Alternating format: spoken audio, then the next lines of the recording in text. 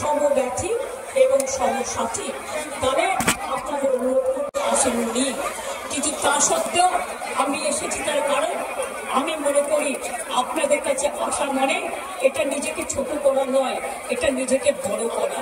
তাই আপনাদের আমার আবেদন করবো, আপনারা বসুন, আপনারা আলোচনা করুন, পরে সিদ্ধান্ত নিন। আমার আপনাদের জন্য করে গেলাম, বাদ বাকিটা যদি আমার উপর ছেড়ে দেয় আপনারা জাস্টিস পাবেন, আপনারা ইনজাস্টিস হবে না, এটুকু আমি বলতে পারি। অনেক ধন্যবাদ, নমস্কার, এবং আপনাদের সকলকে অনেক অনেক ধন্যবাদ জানাই।